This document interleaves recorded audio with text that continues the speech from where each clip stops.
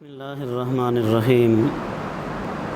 پیارے بچوں، آج کا دن ہمارے پیارے وطن پاکستان کے لیے بڑی اہمیت کا حامل ہے۔ 74 سال ہو چکے ہیں اس وطن عزیز پاکستان کو مارز وجود میں آئے ہوئے، تو آج ہم اس مملکت خداداد پاکستان کا 74واں یوم آزادی منا رہے ہیں۔ آزادی کی قدر اگر آپ جاننا چاہیں تو فلسطین کے مسلمانوں سے پوچھ سکتے ہیں کہ آزادی کیا ہوتی ہے، اور اگر کسی کو آزادی کی سمجھ نہ آئے تو کشمیر میں بسنے والے مسلمانوں سے جا کر پوچھ سکتے ہیں کہ آزادی کس چیز کا نام ہے۔ آزادی آپ ان لوگوں سے پوچھئے کہ جو ہر وقت خوف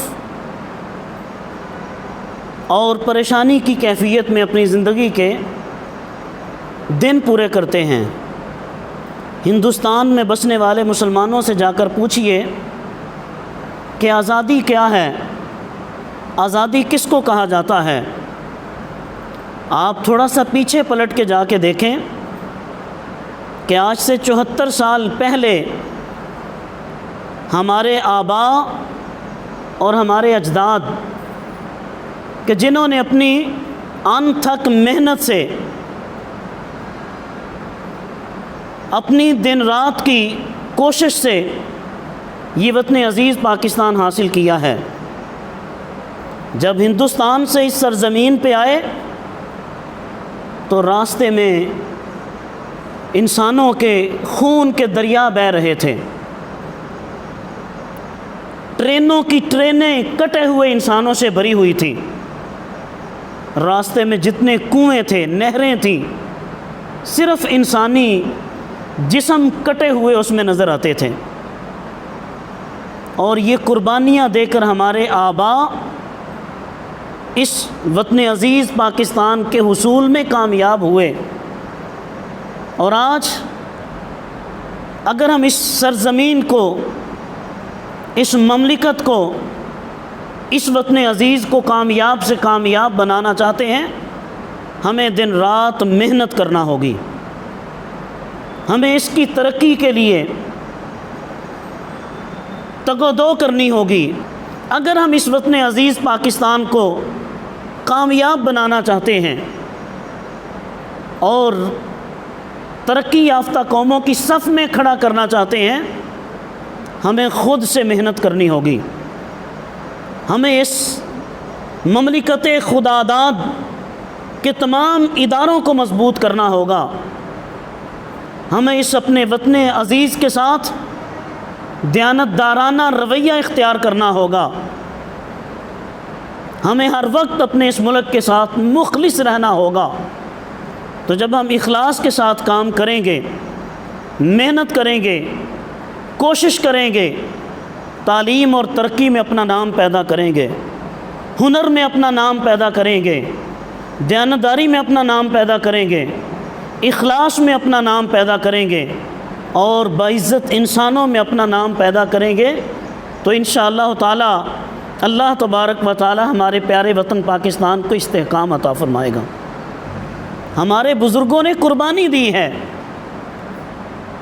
ان کی یہ محنت کا ثمر ہے۔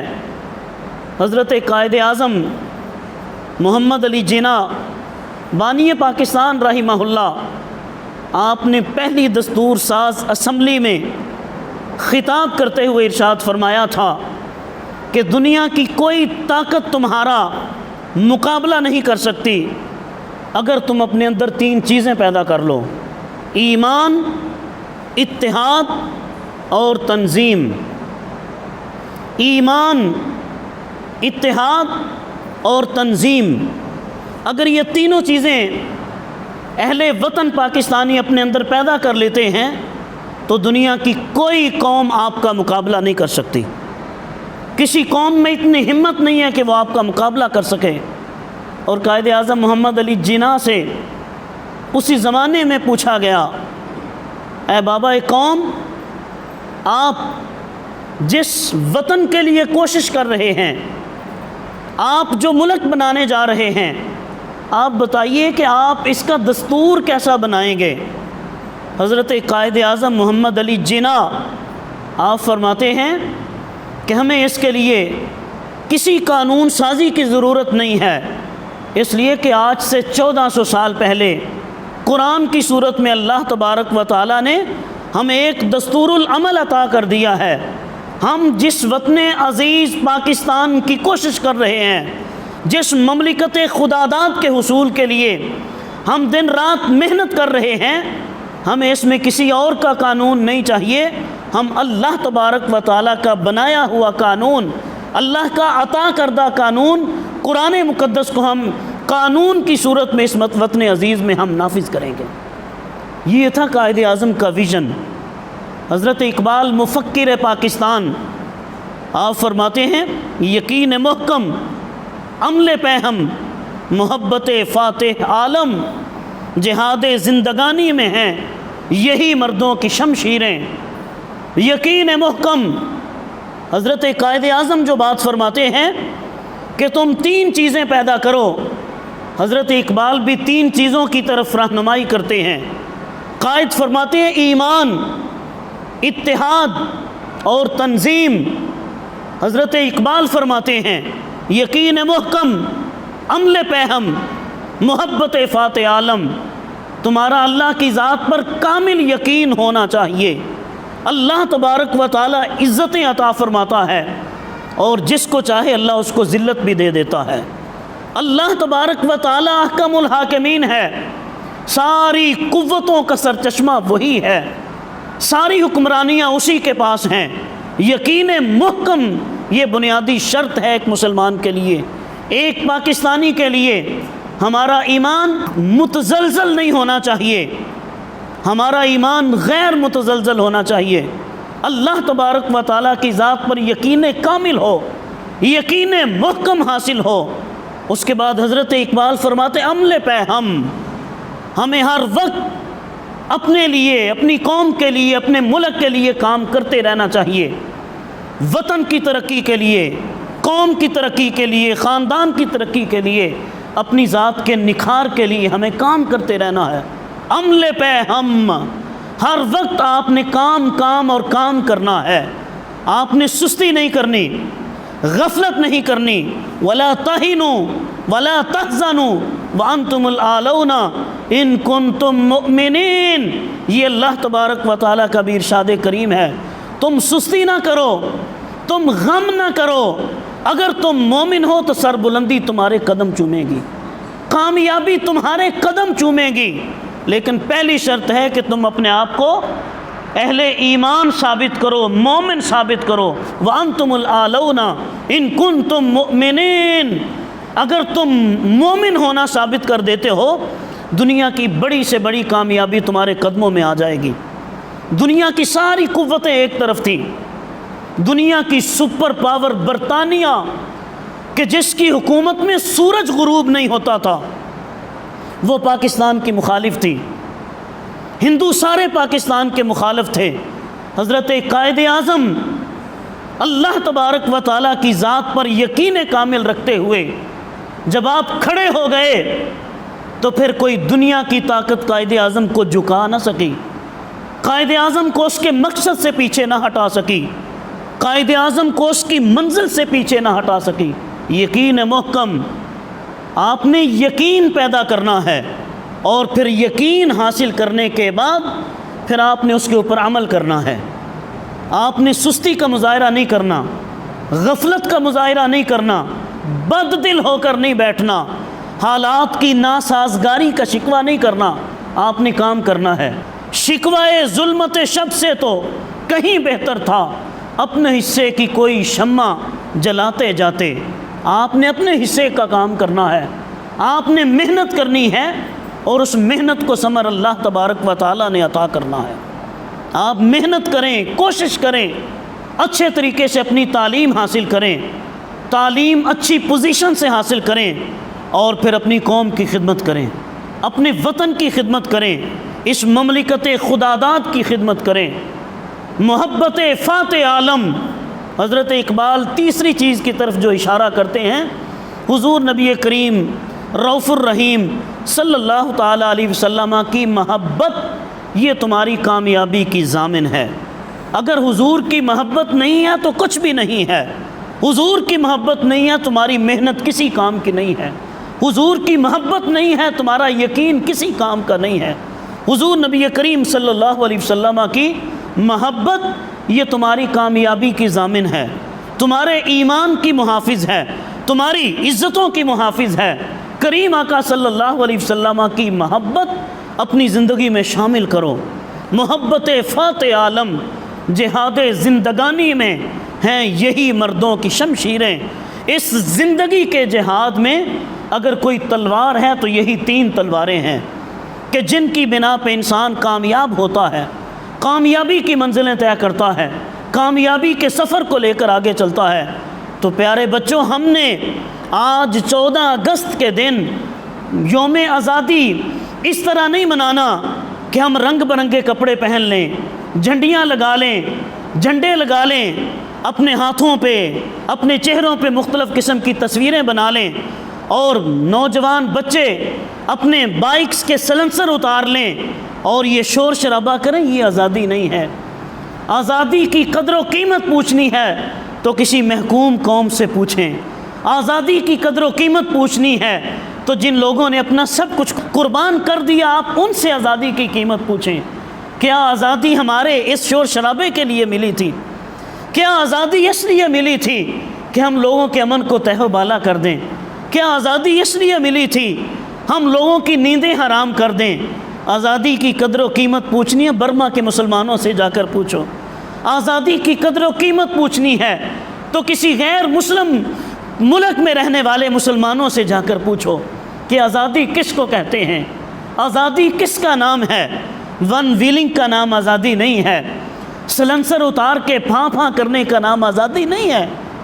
ہم یاد کریں اپنے شہیدوں کو کہ جنہوں نے اپنی زندگیاں دیں کس لیے؟ ہماری آزادی کے لیے، ہماری آزادی کے لیے۔ کیا کبھی آپ نے موم بتی کو دیکھا ہے؟ موم بتی خود تو جل جاتی ہے مگر اپنے ارد گرد کے ماحول کو روشن کر کے جاتی ہے۔ خود اس کو پتہ ہے اس نے جل جانا ہے، پگھل جانا ہے، ختم ہو جانا ہے، لیکن موم بتی اس لیے جلتی ہے، اس کو پتہ ہے میرے جلنے سے روشنی ہوتی ہے۔ ہمارے بزرگوں نے اپنے آپ کو کٹوا دیا، شہید کروا لیا۔ ہماری مائیں، بہنیں، بیٹیاں وہ زندہ کاٹ دی گئیں کہ اس لیے ان کو پتہ تھا ہمارے کٹنے کے بعد ہماری اگلی نسل کو پاکستان مل جائے گا، ہمارے بچوں کو، ہمارے آنے والے لوگوں کو پاکستان مل جائے گا۔ آزادی کی قدر ان سے پوچھیں۔ نہریں، یہ ندیاں، یہ راوی گواہ ہے اس بات کا۔ راوی میں پانی نہیں تھا، انسانوں کا خون بہہ رہا تھا، مسلمانوں کا خون بہہ رہا تھا۔ شہر لاہور کی گلیاں خون سے لت پت تھیں، کس لیے؟ ان لوگوں نے اپنا خون دیا تھا، اپنی جانیں قربان کی تھیں، اپنا سب کچھ لٹا دیا تھا، وہاں اپنا سب کچھ چھوڑ چھاڑ کے آ گئے تھے۔ کس لیے؟ ان کو پتہ تھا ہم اگر نہ بھی رہے ہمارے آنے والے لوگوں کو آزادی مل جائے گی، پاکستان مل جائے گا، یہ خداداد مملکت مل جائے گی۔ بچوں، اس ملک کی قدر کرو۔ اس ملک نے ہمیں عزتیں دی ہیں، اس ملک نے ہمیں وقار دیا ہے، اس ملک نے ہمیں شہرت دی ہے، اس ملک نے ہمیں باعزت روزگار دیا ہے، اس ملک نے ہمیں شناخت دی ہے، اس ملک نے ہمیں پہچان دی ہے۔ ہم جو کچھ بھی ہیں اس ملک کی وجہ سے ہیں، اس ماں دھرتی کی وجہ سے ہے۔ یہ ہماری مادر وطن ہے، یہ دھرتی، یہ زمین ہماری ماں ہے۔ ہم اپنی ماں سے وفا کریں، ہم اپنی ماں کے ساتھ انصاف کریں کہ اس ماں نے ہمیں پالا ہے، اس ماں نے ہمیں اپنی آغوش تربیت میں رکھا ہے، اس ماں نے ہمیں یہاں تک پہنچایا ہے۔ ہم اس ماں کو کیا ریٹرن کر رہے ہیں؟ اس ماں کو کیا دے رہے ہیں؟ 14 اگست کا دن یوم آزادی ہم سے پوچھتا ہے کہ پاکستان نے آپ کو سب کچھ دیا ہے، بدلے میں بتاؤ آپ نے پاکستان کو کیا دیا ہے؟ کیا دیا ہے آپ نے پاکستان کو؟ بے روزگاری، مہنگائی، کرپشن، اقربا پروری، بددیانتی، یہ دیا پاکستان کو؟ ہم سوچیں، غور کریں کہ ہم نے پاکستان کو کیا دیا ہے۔ جب پاکستان نے ہمیں سب کچھ دیا ہے تو آج کا دن بچوں ہمیں اس دن کی یاد دلاتا ہے، ہمارے بزرگوں کی قربانیوں کی یاد دلاتا ہے۔ آج ہمیں کیا کرنا چاہیے؟ سب سے پہلے ہم جب آج فجر کی نماز ادا کرتے ہیں، ہم معمول بنائیں فجر کے بعد ہم قرآن خوانی کر کے شہدائے پاکستان کے لیے ہم ایصال ثواب کریں، ان کے بلندی درجات کی دعا کریں، اللہ کی بارگاہ میں شکرانے کے نفل پڑھیں۔ اپنے گرد و بیش میں جو ہمارے بہن بھائی غریب ہیں، ہم ان کی ضرورتوں کو پورا کرنے کی کوشش کریں۔ ہم اس پاکستان کو ریٹرن کریں، کچھ دیں۔ جس نے ہمیں اتنا کچھ دیا ہے، ہم اس کو کچھ نہ کچھ دیں۔ آج کے دن کی قدر و قیمت کو پہچانیں، آج کے دن کی اہمیت کو سمجھیں۔ اگر ہم نے سمجھ لیا تو انشاءاللہ آج کے بچے، آپ بچے ہیں، آپ کل کی نسل کے معمار ہیں۔